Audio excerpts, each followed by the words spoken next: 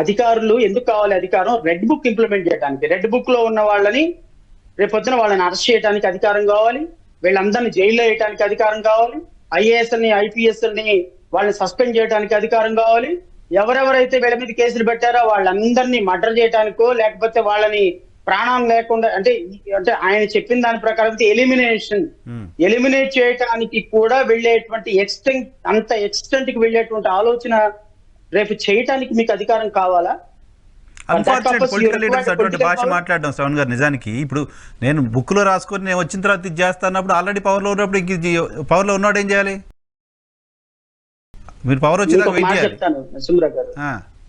2024లో Telugu Desam party కనుక అధికారంలోకి వస్తే by chance or by whatever it is, బహుశా భారతదేశంలో ఏ రాష్ట్రం చూడనంత destruction law and order Andhra Pradesh రాష్ట్రంలో ఉంది. This is my prediction.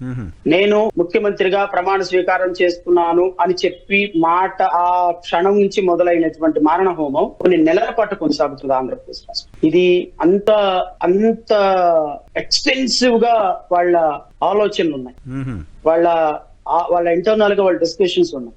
So ఖచ్చితంగా ఇది అసలు నాకు తెలిసి వైఎస్ఆర్ కాంగ్రెస్ పార్టీ ఒకవేళ తెలుగుదేశం గనక అధికారంలోకి వస్తే వైఎస్ఆర్ కాంగ్రెస్ పార్టీ జెండా పట్టుకునేవాడు మొదటి 2 సంవత్సరాల్లో మనకు కనపడ్డ ఆంధ్రప్రదేశ్ రాష్ట్రం. You take my note. అంత లెవెల్లో వీళ్ళు అధికార దుర్వినియోగానికి సిద్ధపడి ఉన్నారు. వాళ్ళ దే రిక్వైర్డ్ పవర్. సో నాకు తెలిసి వీళ్ళకి అధికారం రేపు కోరుతుంది, ప్రజల దగ్గర నుంచి అధికారం కోరుతుంది, ప్రజలకు మంచి చేద్దామని అయితే మాత్రం కాదు. వాళ్ళ రివెంజ్ పాలిటిక్స్ కోసం అధికారం కావాలి అని భావిస్తున్నారు అనేది మా పార్టీ భావిస్తున్నటువంటి భావన.